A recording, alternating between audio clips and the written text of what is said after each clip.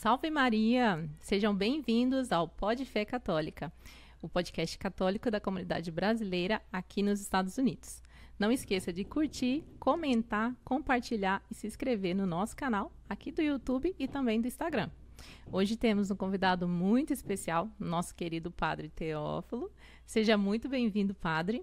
Sua bênção, e gostaria de agradecer por o senhor ter aceito o convite para participar do nosso podcast. Então, seja muito bem-vindo. Hoje a gente está fazendo um cenário diferente, adaptado para poder receber o padre. Muito obrigado pelo convite. Eu também fico muito contente por estar com vocês, partilhando este momento, este espaço, onde nós podemos conversar, onde nós podemos falar um pouco sobre a nossa fé. Padre, a gente tem muita curiosidade de saber do senhor. Da onde o senhor veio, a infância, como tudo começou. Então, vamos começar lá bem de pequenininho, aonde o senhor nasceu. Ok, eu sou mexicano, eu nasci em Guadalajara há quase 45 anos atrás. E minha infância foi, no começo dos primeiros anos, na cidade de Guadalajara, e depois nos mudamos para a cidade dos avós, e aí vivi a minha infância. Terminei o elementar, comecei meus estudos, tudo isso lá. Uhum. O senhor veio de família católica? Com certeza. Graças a Deus, os mexicanos, quase a grande quantidade de famílias são mexicanas.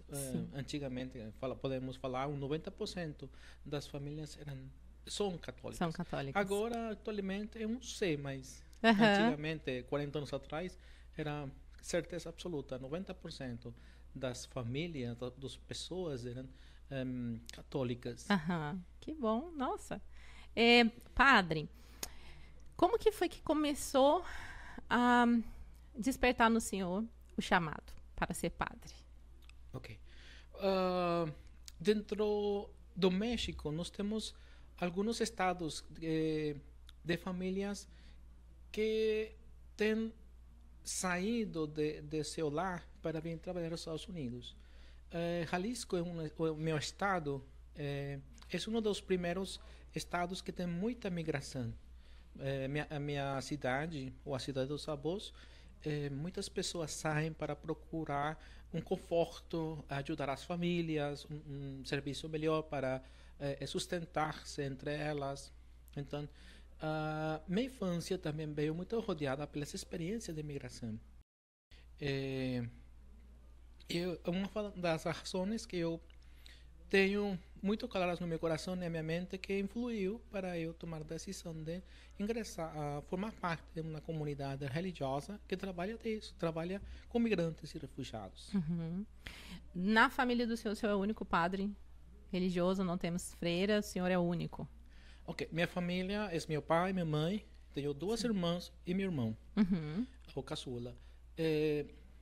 Minha mãe teve 11 irmãos e meu pai teve 7 irmãos. Meu tio é religioso, é Agostinho Recoleto, e meu tio cresceu junto conosco.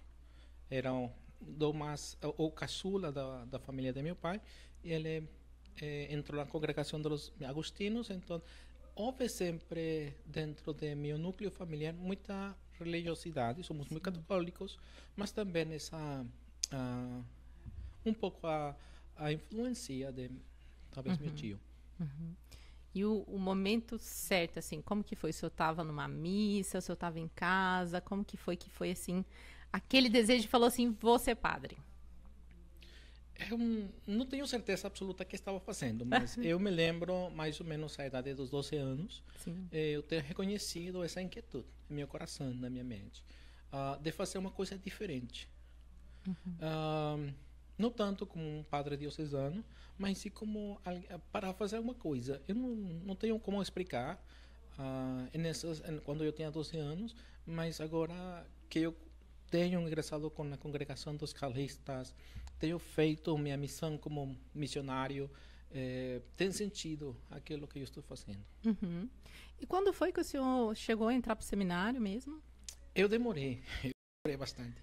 Minha família não é muito rica. Nós tivemos muitas vezes que passamos dificuldade, mas sempre nós tivemos um trabalho, tivemos um serviço, contribuímos com a família. Ao seminário, eu entrei aos 21 anos. 21 anos de idade, já tinha trabalhado 7 anos numa empresa, numa companhia. Então, mas houve como aquele contato de novo de Deus para bater minha porta e Sim. respondi. E aí, isso foi no México, né? Sim. Sim. Aí o senhor ficou quanto tempo ali no México? Ok. A congregação, a Escalabriniana a qual eu pertenço, ela tem presença em 31 países. É uma congregação italiana, o Missionário de São Carlos, e no México tem presença em Cidade do México e em Guadalajara, perto da minha cidade, da cidade dos avós, a 72 quilômetros. Então, qual foi a pergunta? Desculpa. Eu estou crescendo demasiado a resposta, não esqueci. Não, mas eu estou adorando, você pode continuar. É que se foi sempre no México ou se o senhor... Okay. Os primeiros anos eu fiquei no México. Sim. Fiquei 1 ano em Guadalajara, fazendo aula introdutório, e fiquei 3 anos fazendo a filosofia. Estudei filosofia no Estado do México. E depois, há um momento que nós chamamos de preparação, que é um ano fez em Tijuana, fronteira com Estados Unidos. Ficamos 1 ano de experiência lá. E depois fiz o noviciado em Puréperas, Michoacán, em outro estado. Sim. Também muito, que tem aquela experiência de as famílias migrar para cá, para Estados Unidos. Então, no México eu fiquei 3, 4, 5 anos. E depois eu saí para estudar a teologia em São Paulo, em Brasil. Olha que só. foi o primeiro momento de sair como migrante. Sim. Então, o senhor saiu do México e foi para o Brasil. Fui para o Brasil. Quanto tempo o senhor ficou lá? No Brasil, estudei a teologia. Sim. Fiz 4 anos de teologia. Fiz a faculdade lá. Durante esse tempo, pues, também tive a experiência de viajar para a Argentina, para Chile. Em Chile, fiquei 1 ano fazendo meu serviço como missionário, como religioso. E aí conheci também muito esta realidade nossa. Não somente as pessoas que vêm para os Estados Unidos, mas também de onde as pessoas saem. Sim, exatamente. E essa diferença de culturas, né? Que a gente aqui vai se adaptando e a gente costuma dizer, padre, que nós brasileiros, né? Nós nem somos totalmente brasileiros, porque quando vem alguém do Brasil, a gente vê que existe uma diferença, porque a gente já se adaptou à cultura. A gente nem é totalmente americano, porque também a gente come comida brasileira, tem os amigos brasileiros, vem na igreja brasileira. Então, a gente cria uma nova raça, quase, né? Uma nova cultura, assim, adaptada. Sim, é uma questão de adaptação, mas também é importante nos manter nossos pés no chão, conhecendo nossas raízes. Aquela primeira experiência que eu tive como migrante, estudante no Brasil, foi ótima para mim. Eu sempre fui bem-vindo no Brasil. Sim. Eu sempre fui, apesar que eu tinha 4 anos morando em São Paulo, tinha conhecido, não só São Paulo, tinha conhecido Minas Gerais, algumas cidades próximas de São Paulo. Eu sempre fui bem-vindo por cada brasileiro que eu encontrava, cada família brasileira. Para mim foi uma experiência muito boa. Sim. E conhecer muitas gírias, muitos sotaques. Sim. Cada estado tem uma coisa, né? São Paulo tem esta riqueza.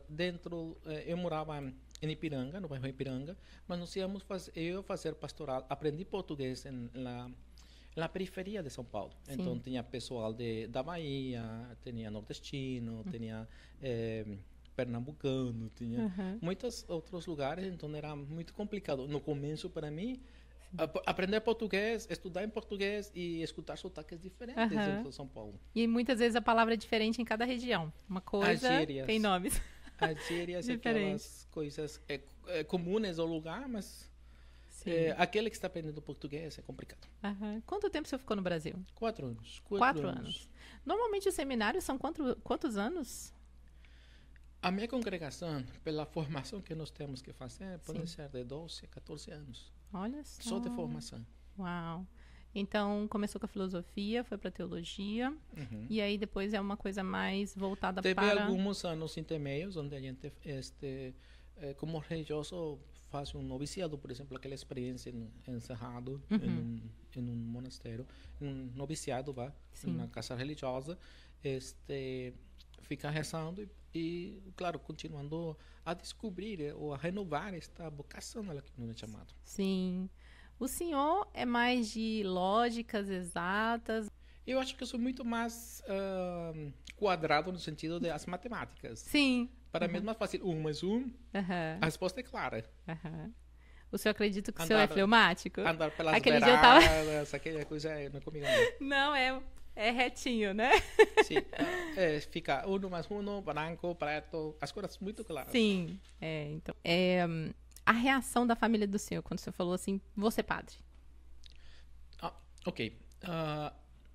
Ter reconhecido o chamado de Deus muito novo, para mim foi bom, mas na questão de situação família, era muito difícil. De fato, a gente começou a estudar, a gente mantinha as becas, não tinha dinheiro para usar, para pagar Sim. estudar. Então, a gente começou a trabalhar muito cedo, nas férias ou depois que terminou a escola, a faculdade, a gente começou a trabalhar. 17 anos, a gente já estava terminando a escola e trabalhando na companhia. Então, a gente começou desse jeito. E dentro da experiência, houve um momento de encontro, de chamado de novo, onde Deus chamou a minha porta. E aí foi onde retomei a minha vocação, esse chamado. Eu nunca deixei de lado, mas como que eu afastei um pouquinho mientras resolvia as coisas da família. Volví a retomar, tendo contato com os escalabrini, com carlistas no México. E aí volvemos a conversar, a retomar, a reconquistar aquele chamado.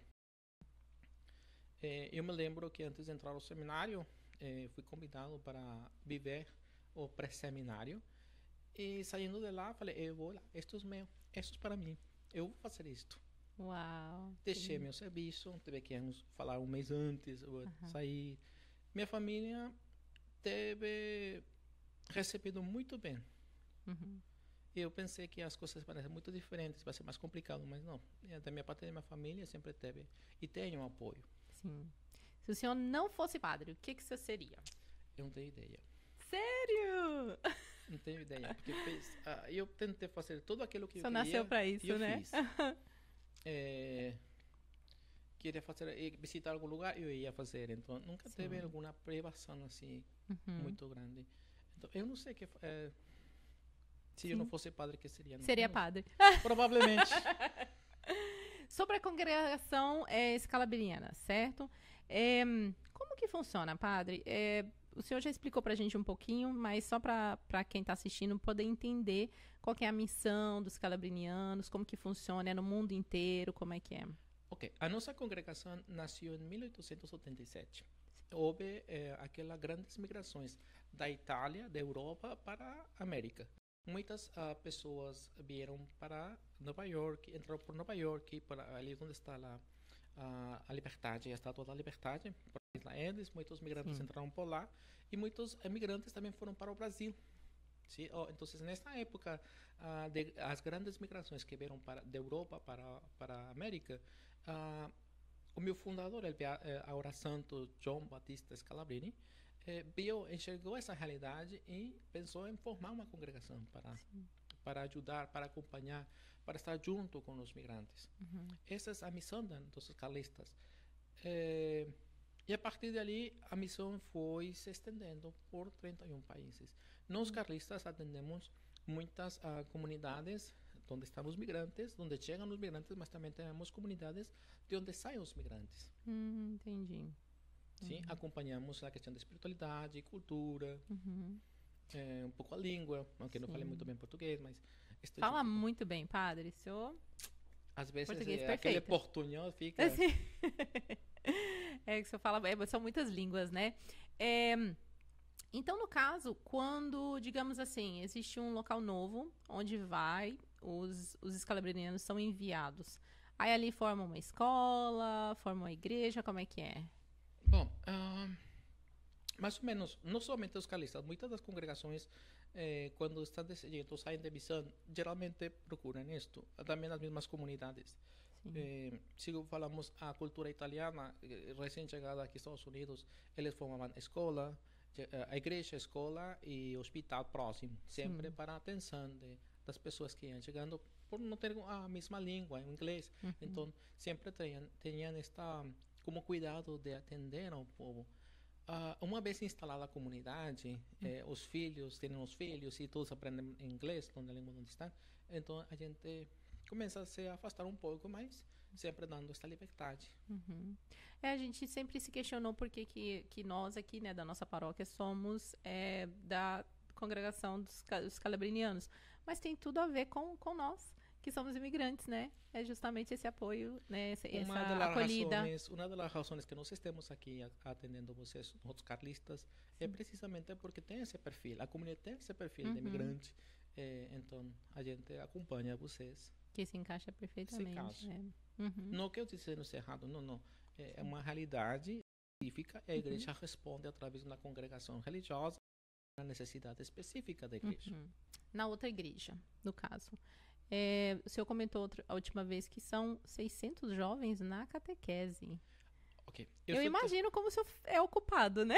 É mais fácil manter 650 crianças que às vezes aqui 12, que é muito mais complicado. Sim, Mas na comunidade, vamos assim, a Nossa Senhora de Guadalupe, onde eu estou mais tempo, no sentido de dedicação, nós temos uma comunidade muito grande. Temos a comunidade americana e a hispana. Entre os hispanos temos mexicanos, guatemaltecos, temos salvadoreños, hispanohablantes. E também temos a vocês, que são os... também temos a comunidade de crioula, haitiana crioula, os haitianos. E estão vocês aqui na Sagrada Família. Então, lá precisa uma comunidade muito, muito mais grande. Sim. Temos muita assistência nas missas. Aliás, nós temos sua missa, temos diferentes missas durante o fim de semana. Sim. Para atender precisamente a essa necessidade das comunidades. E às vezes a gente até fica assim, né, imaginando o quanto que deve ser difícil para o senhor cuidar de tudo aquilo lá, né? E tem famílias que o senhor precisa amparar também lá.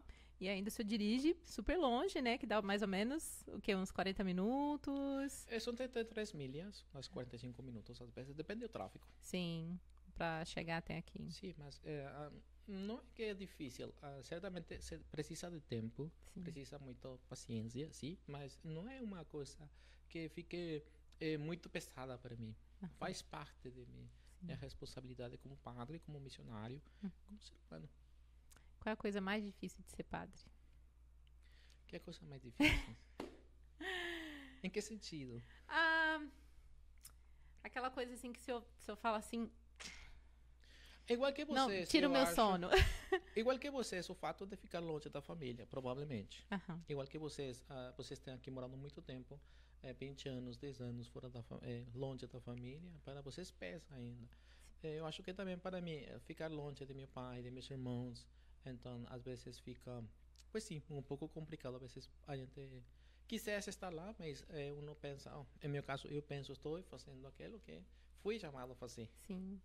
Uma coisa interessante sobre os escalabrinianos que a gente estava conversando da última vez é o fato de ter essa ida para outros lugares para poder amparar os outros locais necessitados. Porque lá no Brasil, muitas vezes, a gente tem um padre que casou meus pais, me batizou, né, fiz crisma, primeira comunhão, casei também. Esse mesmo padre batiza os meus filhos e por aí vai, né? A gente é acostumado com aquilo.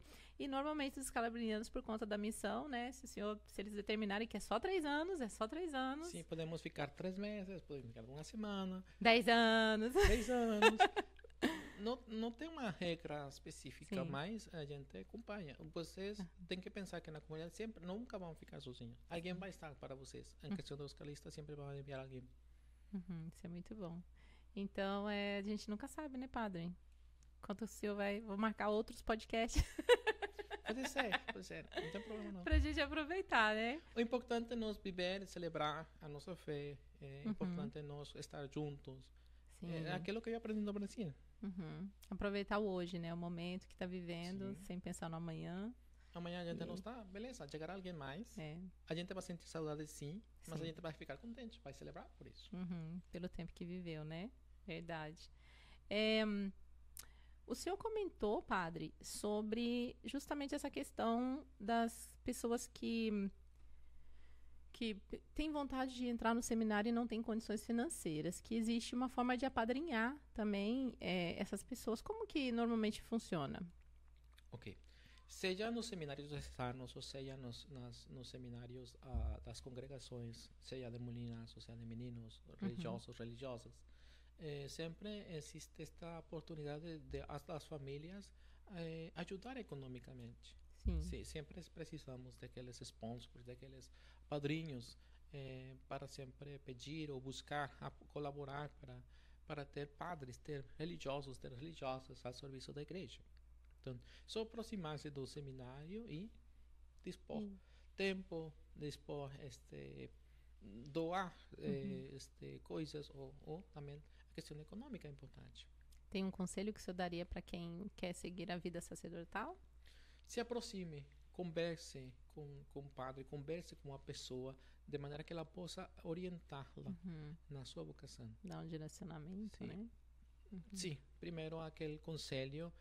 Não é que você me aproximo do padre e vou ser o padre. Não, a gente se aproxima inicialmente a conhecer, a viver, a escudriñar aquilo que a gente pensa, sente. É um caminho que precisa de tempo. Sim. Precisa oração e precisa aquela abertura para ser consciente, ser muito claro com o que você tem na mente e no coração, para dizer sim a Deus se você quer fazer um religioso ou religiosa, padre. Sim. Eu quero que o senhor me conte detalhadamente como que foi o padre saltar de paraquedas, gente. Como que foi isso, padre? Me conta. Porque eu falo que, tipo, é a minha grande vontade. Acho que eu preciso cumprir isso na minha vida, mas nem me imagino, assim. Não, acho que eu não vou conseguir. O senhor falou assim, tô indo ali soltar de paraquedas. Sim, foi um convite. Foi um convite, fizeram para mim. Falaram, padre, estamos indo fazer isso, você Sim. quer? Eu topo. Eu topo, vamos lá. Aham. E foi no avião, tranquilamente. Sim. Não tem mistério nenhum. A gente se prepara, claro. A gente Fez não aquela se oração joga, assim, Senhor.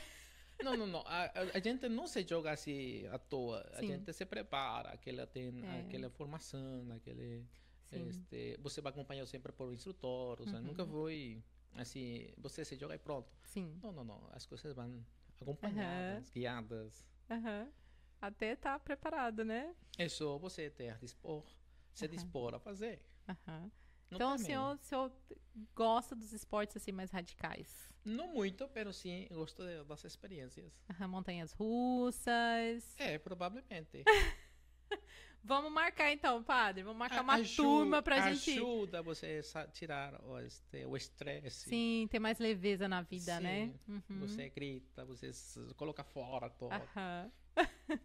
Ajuda, por exemplo, ter esse tipo de experiência, não? Já seja Sim. a Horta Rosa ou outra coisa. Então, padre, deixa eu ver o que mais que eu quero perguntar para o senhor, porque são tantas perguntas. E as meninas também mandaram um monte de pergunta também. Eu falei assim, não, gente, o padre vai ficar aqui uns 2 dias com a gente.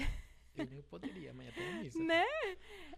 Como que o senhor acha que todo cristão deve viver a quaresma? Porque agora nós estamos no tempo da quaresma, né? O que o senhor acha, assim, que seria o mais essencial, assim, o importante? Porque muitos jejuam, né, fazem penitência, mas qual que seria aquela verdadeira conversão, aquela verdadeira mudança que a pessoa deveria viver na quaresma?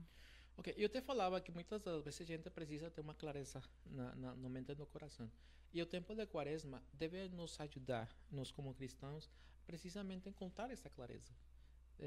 Nós, através da morte na cruz de Jesus Cristo, nós temos vida. É muito grande. Assim, a gente fala, Jesus morreu na cruz. Não, Jesus morreu na cruz por você, por mim. E o tempo da quaresma te fala disto e você tem que se preparar, tem que haver essa conversão. Como existe essa conversão se você não está claro na sua cabeça, se você não está claro no coração? Sim. As 3 tarefas ou 3 ações que a gente fala durante a quaresma, você tem que ter uma vida de oração, você tem que jejuar, você tem que ter caridade com você mesmo primeiro e depois ter caridade com os demais. Sim. Agora, o jejum não se trata de deixar comer.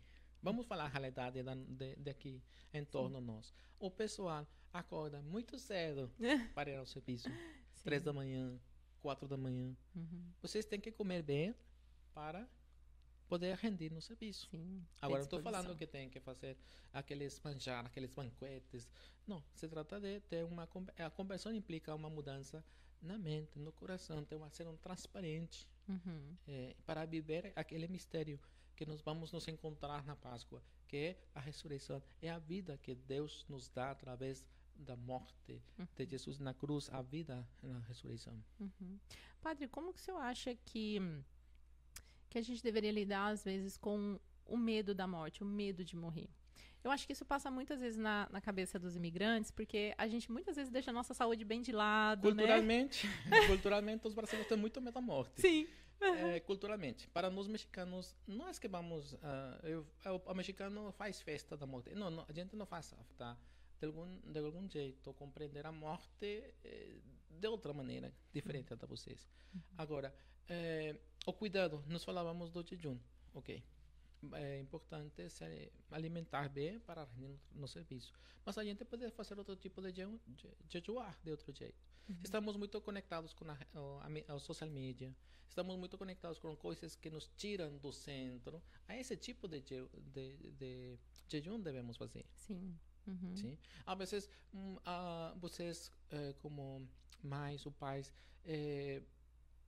ficam com os filhos e não dão atenção a eles, mas no Facebook colocam: eu estou muito feliz com minha filha, e a filha lá chorando, Verdade. fazendo coisa que não... Uhum. Muita verdade. Então, que nós Existe temos uma que fazer? aparência, né? Nós que temos que fazer? Temos que ser muito necessário. transparentes, temos que ser muito claros. Sim. Temos que, se estamos vivendo, nós estamos preparando precisamente para recordar, lembrar a ressurreição de Jesus Cristo, temos então que trabalhar muito conosco. Sim. Sim. Uhum. A morte foi o último inimigo em que Deus venceu para que vocês tenham vida, nós tenhamos vida. Sim. Então, por que medo à morte? Aham. Verdade. A gente não cuida da saúde, Uhum. a gente desenfoca em outras coisas. Uhum. Sim, verdade. Padre, aqui nos Estados Unidos, então, os escalabrinianos estão por toda parte, não somente na Flórida? São todos os estados? Não todos os estados, mas sim Sim. temos em algumas cidades, alguns Mas estados. essas que recebem os imigrantes. Aqui na Flórida temos Massachusetts, Nova York, Aham. temos Essa região do sul aqui também, Sim. Texas, New Mexico. Texas, temos também, temos em Houston, na cidade de Houston, em Dallas, em Irving. Sim. Sim, a Uhum. congregação fica espalhada em algumas cidades. Temos do outro lado, na parte da Califórnia, Uhum. hacia o norte também. Sim. Alguns estados. Qual que é o momento mais bonito da missa para o senhor? O momento mais bonito, eu acho que é o momento da consagração. Sim. Deve ser o centro, não? Uhum. A Eucaristia é tudo em conjunto, mas o coração da Eucaristia é Uhum. a consagração. Sim. Sobre os sacramentos, padre, às vezes para nós imigrantes, a gente fica assim, eu preciso me casar, estou vivendo com alguém, mas o meu pai não vai vir, a minha mãe não vai vir, e as pessoas vão adiando isso, né? Eu queria saber assim do senhor a importância da gente cuidar a respeito dos sacramentos, né? E casar-se, não viver essa vida e não deixar cada dia que passa a gente, né? Vai. Como a resposta não vou justificar, mas geralmente o pessoal que vem para os Estados Unidos vem com uma tarefa, vem com uma meta, propósito, né? propósito. E fica um pé aqui e um pé na cidade onde a gente mora. Então, certamente a gente se encontra com uma realidade, desenvolve, te encontras com pessoas, conheces pessoas, te namoras, formas família, mas com aquela entomento do teu coração fica um pé aqui na América e outro no Brasil. Então, as pessoas não se casam porque tem em sua mente que tem que voltar. De fato, nunca ficaram 100% aqui nem 100% lá. Lá. Uhum. Então, eu acho que isso dificulta muito a questão de concluir, Cumprir formalizar o sacramentos. sacramento do matrimônio. Porque eles pensam que no momento, não sabem quanto, pode ser amanhã, eles vão votar. Sim, Mas esse amanhã nunca chega. nunca Então chega. fica esticando aquele amanhã. Eu acho que é importante nos encorajar as nossas famílias. É importante falar, é importante ser o sacramento. Já moras com ela, já teve filhos com ela, já formaste este hogar. Então, que só falta. Sim. E de qualquer forma, pensar também que, né, vem que seja só os 12, pega a bênção do padre e aí marque essa renovação, né, dos votos e aí tem o pai, a mãe presente, né? Sim, mas sempre fica na mente, no coração. Oh, é que meu pai não está. E fica naquela... Não vai me levar no altar, né? Aquela mágoa no coração, Sim. aquela tristeza no coração, fica sempre. Mas a família é aqueles que estão ao teu redor. Sim. Então, a proposta, ou como nós tratamos de atender a comunidade, é se encorajar, de falar, olha, meu filho, já estão juntos. Sim. Não, a gente não vai exigir, mas vai catequetizar, vai falar com eles, vai fazer entrar em consciência. Sim. O senhor tem algum santo de devoção? Santo de devoção? Eu sou mexicano. Sou muito guadalupano. Guadalupe. Imaginei. A Guadalupe, para nós mexicanos, faz parte da nossa identidade. Aliás, de ser mexicanos, somos guadalupanos. A história é muito linda, né, padre? Sim. Como a pintura, né? E esses dias a gente estava até olhando que ela flutua, né, no manto. Então é uma coisa incrível, assim, o tecido, a tintura, que não existe na face da terra, né? Não é nem de animal, não é nem químico. Então, assim, é muito incrível a história. A presença de Maria no meio do povo, Sim. que foi aparecida para vocês, Guadalupe é para nós mexicanos. Faz este contato, este vínculo, esta linha que conecta Deus com o povo e faz fortalecer, faz animar a questão da fé. Nos fortalece na fé. Fortalece. O senhor tem algum filósofo que o senhor assim admira, o senhor que fez filosofia?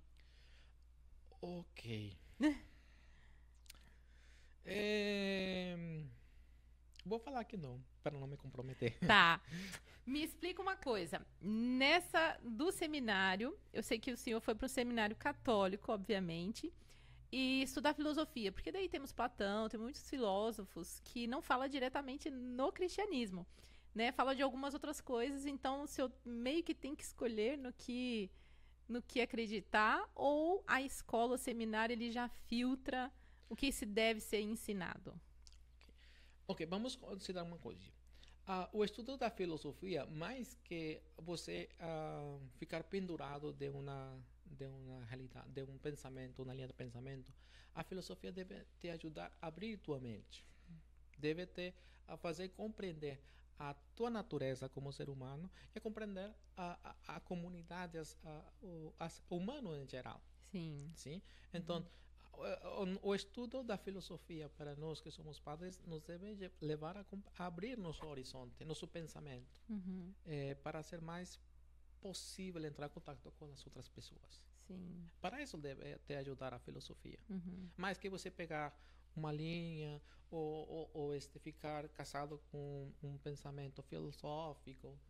Certamente, eu tive uma formação da filosofia muito aberta, no sentido não somente os filósofos, os pensamentos católicos, sino teve uma compreensão muito mais ampla do estudo da filosofia. Que isso eu acho que para mim foi muito bom. Porque no momento de você sair do teu país, a te encontrar com uma cultura, você já não vai tão fechado, você já não está tão travado com certa coisa. Verdade. Dá a possibilidade de receber outro tipo de pensamentos, outro jeito de agir. Sim, e ver as coisas por outros ângulos também, né? As Sobretudo. possibilidades. Eu vou fazer uma rapidinha aqui agora, porque eu sei que o senhor tem que ir, muito longe. Um apóstolo. Um apóstolo, assim, que o senhor tem muita admiração. Apóstolo. Ok. Eu acho que deve ser São Juan. São João. São João. São João. São Juan. São João. Sim. Sim. Existe o porquê, assim? A questão da proximidade com Deus, com Jesus. Intimidade, né? Intimidade com Jesus, com o Mestre. O senhor já teve um testemunho, assim, que chocou muito o senhor? Um testemunho, assim, de uma outra pessoa que o senhor ficou, assim... Até um testemunho mesmo de conversão ao catolicismo. Ou alguma coisa que aconteceu, algum milagre que o senhor teve ali por perto de presenciar. Algum acontecimento, assim, nesse meio católico. Ok. Algo que eu fiquei muito impressionado quando os nossos jovens têm aquele encontro com Deus e vão no sacramento da reconciliação e tem essa confissão de coração que você fala, uau, isto é Verdadeiro. Só Deus pode mostrar esse milagre, não? Sim. Eu acho que para mim ha sido um dos maiores milagres que eu tenho visto. Aqueles jovens que realmente fazem esse exame de consciência, integram em si a fé, eles vivem a fé e realmente têm esta conversão no momento da confissão, do sacramento da reconciliação. Ali é onde uno fala, opa, minha vocação é ajudar esta pessoa, escutar esta pessoa que se converte, orientar esta pessoa que se converte. Para mim foi muito encaminhar bom. E dar aquele direcionamento, né? O senhor já presenciou algum exorcismo? Alguma possessão? Não. Não. Não? Não. Bom, dentro da cada diocese tem aqueles padres responsáveis. Sim. Se a gente tem algum encontro com a pessoa e alguma... A gente encaminha o processo. Sim. O senhor tem algum livro que o senhor gosta muito e indica, assim, dentro do catolicismo mesmo? Bom, eu li muito Teresa Grande, a Teresinha de Jesus, a Teresa, a outra. A outra Teresa. A Teresa a Grande. Tem aquele livro que fala precisamente, estou pensando em espanhol, e traduzindo em português, como se chama? Em português, está fugindo o nome, mas ela tem um livro muito bom. Sim. Que nos fala precisamente de estas... estou fugindo. Pode deixar, vou conseguir conversando e depois... Não, e depois a gente coloca embaixo no vídeo quando o senhor lembrar também. A gente coloca lá, que às vezes a pessoa também quer ler, né? E ver isso. Um lugar... Qual o lugar, assim, mais incrível para o senhor? Ou algum lugar que o senhor ainda quer conhecer? Um lugar para conhecer?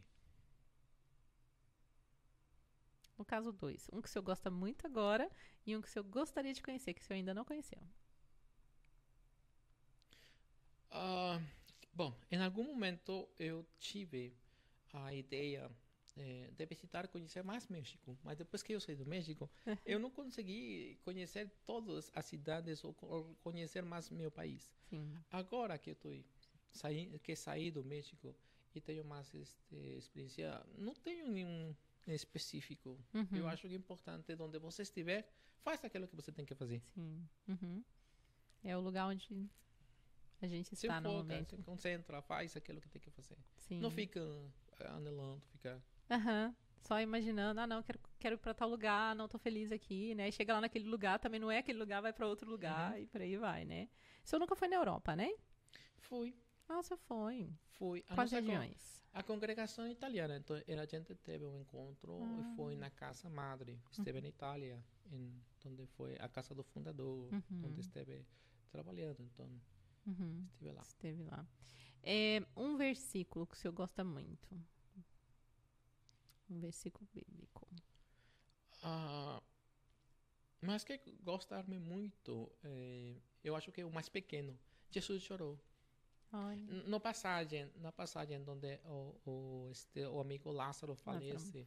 Então, depois dele saber que seu amigo faleceu, o verso mais pequeno, Jesus chorou.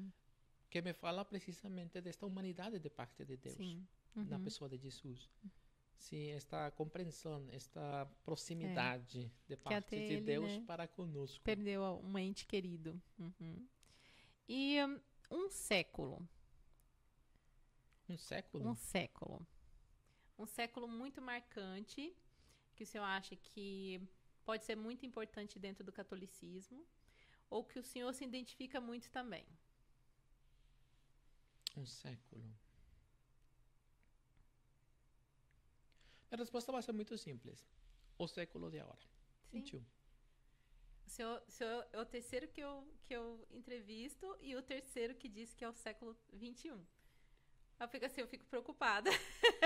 Não, é importante conhecer Sim. a história da igreja, é importante focar, ajuda a gente Fortalecer a fé, né? fortalece a fé. Sim, Mas onde você está? exato. Você está aqui agora, É. então se concentra. E quantas transformações, quantas coisas aconteceram, assim, que a gente, né, não imaginaria que já viveria isso, né? Pandemia, tudo que veio acontecendo, guerras e tudo mais, verdade. Respondendo à pergunta, as moradas de Santa Teresa. As moradas de Santa Em Teresa. espanhol, porque não sei Sim. qual é o título. A gente vai pesquisar certinho, a gente vai colocar lá embaixo e eu com certeza quero ler. Sim. Um padre. Você tem um padre assim muito querido? Meu padre querido? A verdade, não. Não, o senhor. É eu mesmo. Eu mesmo. Olha, dentro da minha vida como na família, nós tivemos em casa sempre houve como esses padres. Não sei se eu tenho conversado com vocês, mas quando eu morava no México e nós saímos, porque antigamente morávamos em Guadalajara, mas depois nos mudamos para a cidade dos avós. E estivemos alugando primeiro e depois quando tivemos casa própria, chegamos a um bairro muito novo. E a casa onde nós estávamos é aquela casa com garagem, com coberta. Sim. Então, perto a minha família, na minha casa, sempre houve com muita religiosidade. A missa se celebrava no bairro. Onde se celebrava a missa? Na minha garagem. Olha só. Onde rezávamos o texto da Virgem da Nossa Senhora de Guadalupe? Na minha garagem, porque era como um ponto de contato com a comunidade. Sim. Então, muitos padres, às vezes, passavam a fazer qualquer coisa onde jantavam na minha casa. Então, houve muitos padres que deram testemunho. Eu não falaria com justiça se falasse um nome só. Um só, né? Verdade. E, para finalizar, um papa. O Papa. Eu gosto muito do Papa Francisco. Papa Francisco, o senhor gosta? Eu gosto muito dele. Quais características, assim, que o senhor acha de mais importância do Papa Francisco, assim? O Papa Francisco é muito próximo dos carlistas. De fato, ele foi professor na Argentina de muitos dos nossos padres na Argentina ou aqueles que trabalham no Brasil. Então, o fato de ser um Papa tão disponível, tão aberto, tão alegre, Bem carismático, né? carismático. Eu acho que isso é o que mais chama a minha atenção. Sim, sim. Bom, então vamos encerrar. Foi um grande prazer ter o senhor aqui, padre. Espero que o senhor vai voltar, porque a gente tem muitas perguntas aqui, mas eu sei que o senhor precisa ir. E quero realmente agradecer a presença do senhor e agradecer também o seu apostolado, o seu ministério Muito e tudo obrigado que o senhor pelo faz pela convite. nossa comunidade, todo o esforço que o senhor faz. E graças a Deus a gente está cada vez mais fortes e mais, né, crescendo cada vez mais. Muito obrigado pelo convite. Deus abençoe a todos aqueles que nos ouvem, todos aqueles que assistem. Amém. Obrigada. Terminamos. Tchau.